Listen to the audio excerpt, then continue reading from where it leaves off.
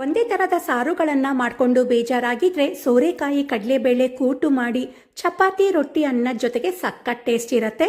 ಮೊದಲಿಗೆ ಕುಕ್ಕರ್ನಲ್ಲಿ ನೆನೆಸಿದ ಕಡಲೆಬೇಳೆ, ದಪ್ಪ ಹೆಚ್ಚಿದ ಸೋರೆಕಾಯಿ, ಟೊಮ್ಯಾಟೊ, ಸ್ವಲ್ಪ ಉಪ್ಪು, ಅರಿಶಿಣ, ಎಣ್ಣೆ, ಕಾಯಿ ಮುಳುಗೋಷ್ಟು ನೀರು ಹಾಕಿ 3 ವಿಷಲ್ ಕೂಗಿಸಿ ಬೇಯಿಸ್ಕೋಬೇಕು. ಈಗ ಮಸಾಲೆ ರುಬ್ಬಕ್ಕೆ ಜಾರ್ಗೆ ಕಾಯಿ ತುರಿ, ಜೀರಿಗೆ, ಅರ್ಧ ಇಂಚು ಚಕ್ಕೆ, 3 ಲವಂಗ, ಬೆಳ್ಳುಳ್ಳಿ, ಹುರಿಗಡಲೆ, ಖಾರಕ್ಕೆ ಒಣಮೆಣಸು, ಅರಿಶಿಣ, ಬೇಕಾದಷ್ಟು ನೀರು ಹಾಕಿ ಮಸಾಲೆನ ರುಬ್ಕೊಳ್ಳಿ. ಈಗ ಕಡಾಯಿಯಲ್ಲಿ ಎಣ್ಣೆ ಕಾಯಿಸಿ ಸಾಸಿವೆ, ಜೀರಿಗೆ, ಒಣಮೆಣಸು, ಕರಿಬೇವು, ಇಂಗು ಹಾಕಿ ಫ್ರೈ ಮಾಡಿಕೊಂಡು ಇದಕ್ಕೆ ಹೆಚ್ಚಿದ ಈರುಳ್ಳಿ ಹಾಕಿ ಈರುಳ್ಳಿನ ಚೆನ್ನಾಗಿ ಬಾಡಿಸ್ಕೋಬೇಕು. ನಂತರ ರುಬ್ಬಿದ ಮಸಾಲೆ, ರುಚಿಗೆ ತಕ್ಕಷ್ಟು ಉಪ್ಪು ಹಾಕಿ ಚೆನ್ನಾಗಿ ಕುದಿಸ್ಕೊಂಡು ಬೇಯಿಸಿದ ಸೋರೆಕಾಯಿ ಕಡಲೆಬೇಳೆ ಹಾಕಿ ಚೆನ್ನಾಗಿ ಕುದಿಸ್ಕೊಂಡ ನಂತರ ಕೊತ್ತಂಬರಿ ಸೊಪ್ಪು ಹಾಕಿದ್ರೆ ಸೋರೆಕಾಯಿ ಕಡಲೆಬೇಳೆ ಕೂಟು ರೆಡಿಯಾಗತ್ತೆ. ಸಖತ್ ಸಿಂಪಲ್ ರೆಸಿಪಿ, ಖಂಡಿತ ಟ್ರೈ ಮಾಡಿ. ಹಾಗೆ ನನ್ನ ಪೇಜ್ನ ಫಾಲೋ ಮಾಡಿ.